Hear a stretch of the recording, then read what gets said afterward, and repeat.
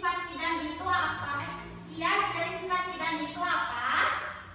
Allah itu lebih dulu ada di dunia sebelum manusia. Siapa sih yang menciptakan manusia atau isi dunia ini? Allah. Jadi Allah itu adalah yang pertama yang ada di dunia. Yang ketiga itu sifat bako. Sifat bako artinya kekal. Allah memiliki sifat bako tidak? Allah itu memiliki sifat bako yang artinya itu kekal atau abadi. Allah itu tidak akan binasa atau tidak akan mati. Nah, yang keempat itu ada sifat mukhalafatul hawa bismi yang artinya pintar, berbeda dengan makhluk. Allah itu tidak ada yang sama ya. Allah itu satu karena Allah itu sang pencipta. Maka pasti Allah itu akan berbeda dengan ciptaannya.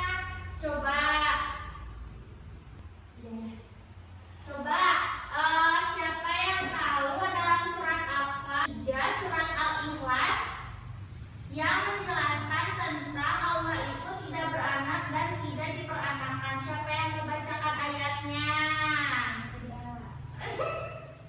Ayo mengisi latifah tuh, boleh bacain? Lam yalid wa lam yulad wa lam yakul lahu kufuwan ahad. Pintar. Coba Nur Alifi artinya apa? Dia tidak beranak dan tidak pula diperanakan dan tidak ada seorang pun yang setara dengan dia. Pintar.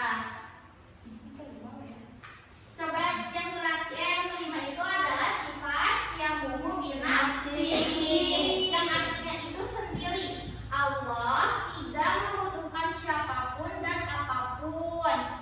Jadi Allah itu tidak memerlukan bantuan siapapun.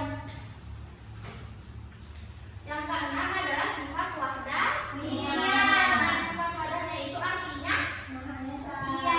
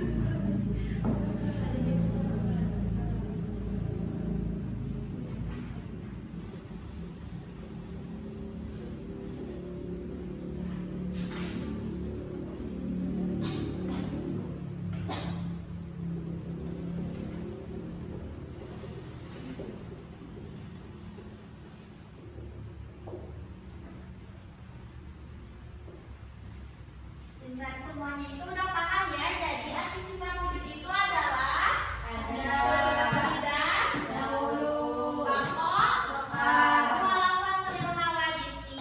berdiri sendiri. Berbeda dengan makhluknya makhluk kecil sendiri. Oh ini tuh awalnya saya. Nggak apa-apa, nggak apa-apa, nggak apa-apa. Ibu tidak yang kasih tahu ya. Oh, karena ini manusia tidak luput dari kesalahan. Kalau kita maafkan Iya, dalam maafkan. Iya betul, harus salah maafkan seperti itu.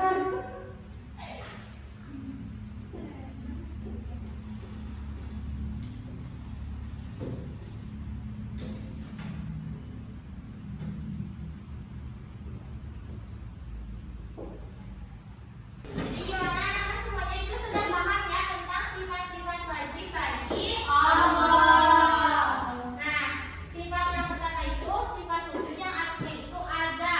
Sifat kita harus meyakini bahwa Allah itu ada. Adanya tidak terikat tentang adanya di mana, adanya di ruangan apa dan waktu kapan. Nah, itu tuh adalah keyakinan kita akan selalu berbuat baik dimanapun dan kapanpun. Jadi kita harus